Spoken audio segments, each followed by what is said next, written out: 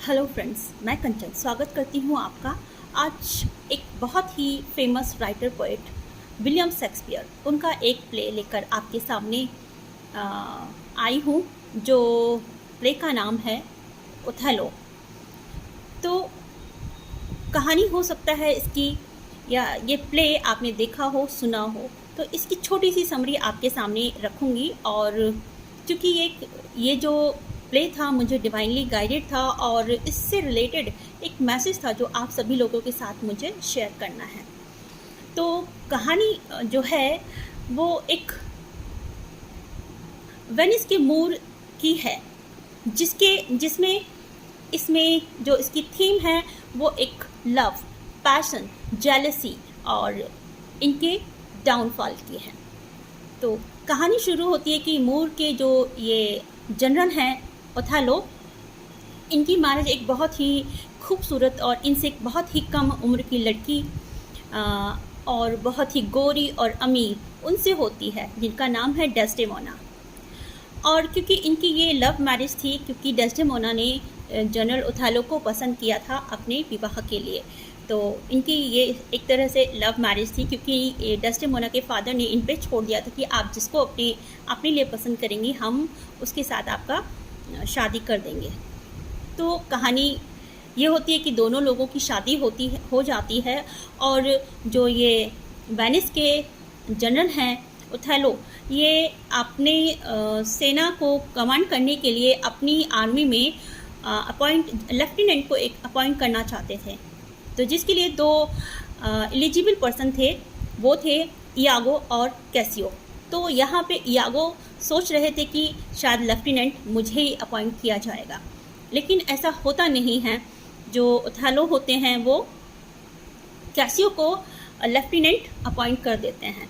तो यहाँ से कहानी शुरू होती है। तो इस जेलसी में जो इयागो हैं वो बदला लेने के लिए कि मैं काबिल था और मुझे यहाँ पे लेफ्टिनेंट बनना चाहिए था, तो कैसियो उस काबिल था नहीं, लेकिन उसने लेफ्टिनेंट बना दिया। तो इससे बदला लेने के लिए वो एक षड्यंत्र रचता है। और षड्यंत्र कैसा, वो अपनी पत्नी, इसमें इयागो की जो पत्नी है इमिलिया, उनको शामिल कर लेता है। तो कि उनकी पत्नी जो इमिलिया है वो उसमें इयागो का साथ देंगी। तो जब डेस्डेमोना और मूर जनरल ओथेलो की मैरिज हुई थी, तो उन्होंने अपने प्रेम की निशानी डेस्डेमोना को एक हैंडकरचीफ दिया था, एक रुमाल दिया था, और वो शायद उनकी माँ की निशानी थी, और उन्होंने वो अपनी पत्नी डेस्डेमोना को दिया था। तो यहाँ पर इनको पता था कि इस तरह से कुछ है। तो इयागो ने एक प्लान के तहत वो हैंडकरचीफ इमिलिया को बोला कि आप वहाँ से ले आइए, और एक इल्यूजन क्रिएट कर दिया। एक इन्होंने बीच में विश्वासघात किया और बोला कि ये रुमाल ऐसा आपको शो करना है कि कैसियो और डेस्डेमोना के कुछ प्रेम संबंध हैं, और ये चीज़ फीड करेंगे हम ओथेलो के दिमाग में। तो ऐसा करके उन्होंने अपनी पत्नी को राजी कर लिया, और वो वहाँ से हैंडकरचीफ ले आती हैं और उसे कैसियो के पास जाके छोड़ आते हैं। और कैसियो को पता भी नहीं चलता है कि वो रुमाल किसका है, और वो उसको इस्तेमाल करने लगता है।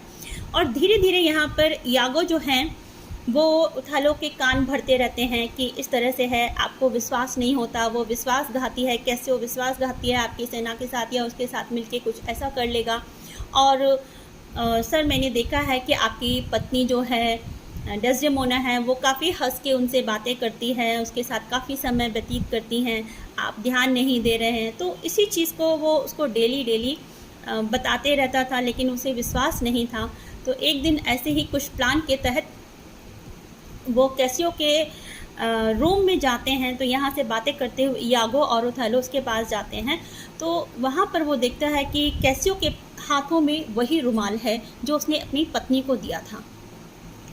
तो उसको फिर वहाँ पर विश्वास हो जाता है कि डेस्डेमोना शायद मुझे चीट कर रही है, और जो मेरा दिया हुआ, मेरी माँ का दिया हुआ रुमाल था, वो उसने शायद अपने उस जो कैसियो है, उसका जो प्रेमी है, शायद उसको दे दिया है।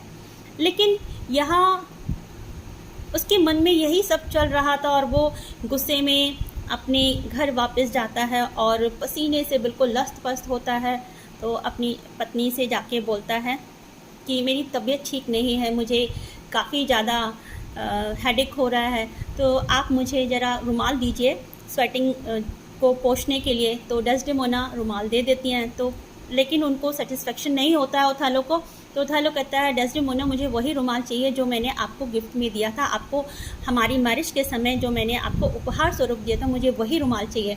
डेस्डेमोना उसे ढूंढती है पर उसे वो रुमाल मिलता नहीं है, क्योंकि अब वो रुमाल तो उठा के कहीं पे और पहुंच गया था, उसे वो मिलता नहीं है। तो लेकिन यहाँ पे ज़िद कर रहा होता है कि आप मुझे वो रुमाल दो। जब नहीं मिलता है तो उसे पक्का यकीन हो जाता है कि डेस्डेमोना के संबंध कैसियो के साथ हैं, और यहाँ पर वो गुस्से में होता है और इसी गुस्से में, इसी फ्रस्ट्रेशन में वो रोता रहता है। उसे डेस्डेमोना पूछती भी है कि आपको क्या हो गया, आप क्यों रो रहे हैं? तो कह रहे कुछ नहीं कुछ नहीं, और फिर अपने रूम में चले जाते हैं और कहते हैं मुझे नींद आ रही है, मुझे सोना है।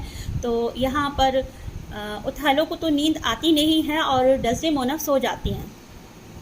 जब डेस्डेमोना सो जाती हैं तो ओथेलो जो होते हैं, क्योंकि वो उनका प्यार होती हैं, डेस्डेमोना बहुत प्यार करते हैं उनसे, लेकिन एक बस ये षड्यंत्र उन्हें उनके दिमाग में एक बीज बो देता है कि डेस्डेमोना धोखा कर गई हमसे, और वो उसके माथे पे किस करता है और पिलो उठा के उसके मुंह पे रख देता है। जब तक कि नहीं हटाता है, जब तक उसके प्राण नहीं निकल जाते हैं। उसके बाद वो फूट फूट के रोता है कि मैं जिससे सबसे ज़्यादा प्यार करता था उसने मुझे धोखा दिया।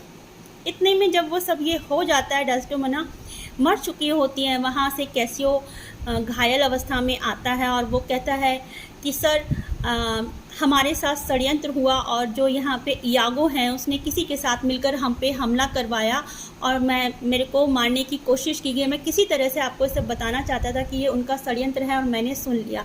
उसके बाद जब ओथेलो को पता चलता है कि डेस्डेमोना सच्ची थी, उसने सच्चा प्यार किया था, क्योंकि शायद उसके दिमाग में इयागो ने ये भर दिया था कि तुम ब्लैक हो, तुम मूर हो, मतलब मूर मतलब वही कि वहाँ पे मूर का मतलब ही ब्लैक होता है, स्किन ब्लैक होता है, कि तुम ब्लैक हो। डेस्डेमोना इतनी सुंदर थी, गोरी थी, वो तुमसे कैसे प्यार कर सकती हैं, वो तुम्हें धोखा दे रही हैं, इसलिए वो कैसियो के साथ हो गई।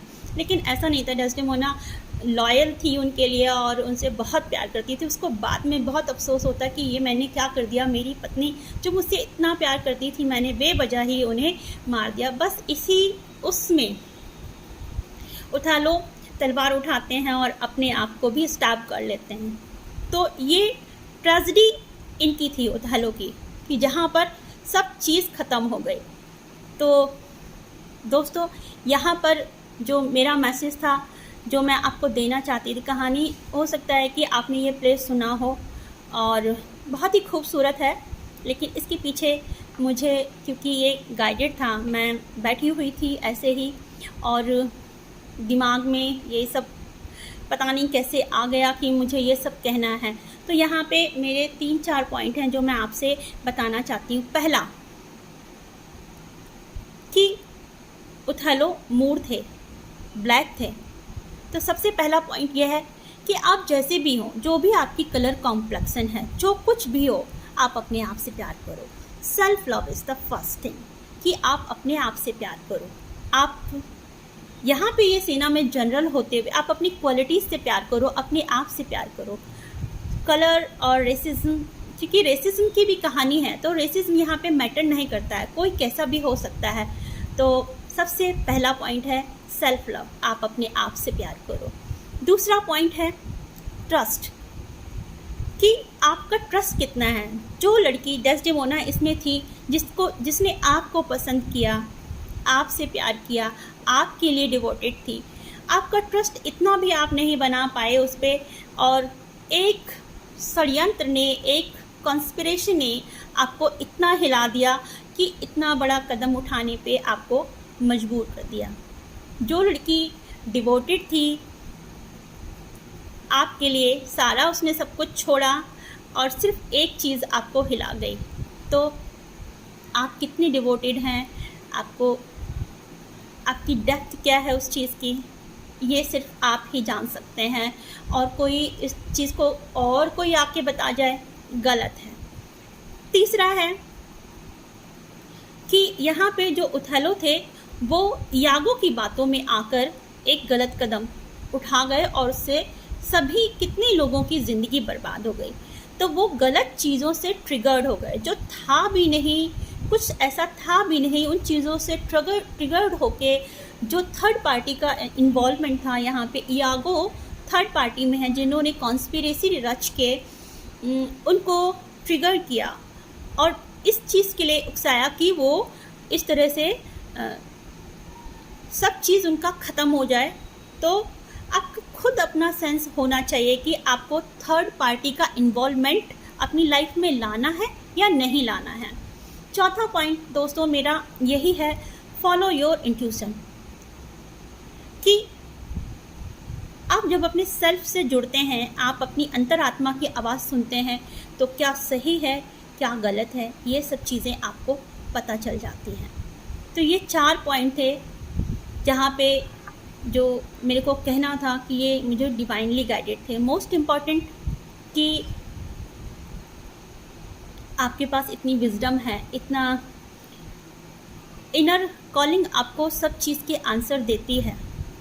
तो आप जब कभी थर्ड पार्टी में या किसी और की सुनते हैं तो वहाँ पर डिसीज़न हमेशा ही गलत हो जाते हैं। और जब आप पूरा एक साम्राज्य चला सकते हैं, बहुत सारी चीज़ें चला सकते हैं, तो बस एक छोटी सी चीज़ फैमिली मैटर में जब आपने या अपनी पर्सनल रिलेशनशिप में आप किसी को इन्वॉल्व कर लेते हैं तो वहाँ पे सब चीज़ें डिस्ट्रॉय हो जाती हैं। कुछ तो आपका डिवोशन, आपकी इनर कॉलिंग कुछ तो होगी जिससे आप समझ सकते हैं कि कौन कितना आपके लिए डिवोटेड है। तो यहाँ पे 2 ही चीज़ें मेरे लिए बहुत इंपॉर्टेंट हैं कि आप किसी भी थर्ड पार्टी से ट्रिगर्ड नहीं होइए, और पहला, आप जैसे भी हैं उस ईश्वर के बंदे हैं, आप बहुत ही खूबसूरत हैं, बहुत ही अच्छे हैं। तो अपने आप को रेसिज्म और कास्ट में कभी मत ढालिए, आप बहुत इनसे ऊपर हैं। अपनी क्वालिटीज़ पहचानिए और अपने आप को जानिए। कुछ भी ऐसा डिसीज़न लेने से पहले और सब कुछ बर्बाद होने से पहले, उसके अलावा जब ऐसा कुछ हो जाता है तो फिर पछतावे, रिग्रेट के अलावा कुछ रहता नहीं है। तो वाइज डिसीज़न का होना बहुत ज़रूरी है। आप अपनी इनर कॉलिंग सुनिए और अपनी डिसीज़न लेके थर्ड पार्टी को कभी अपनी लाइफ में इन्वॉल्व होने ही ना दें। थैंक यू दोस्तों, यही मेरा मैसेज था। और अगर आपको मेरा ये मैसेज पसंद आए तो प्लीज़ मुझे आप कमेंट सेक्शन में लिखिए और अपने व्यूज़ और आइडियाज़ दीजिए। Thank you, take care, bye bye.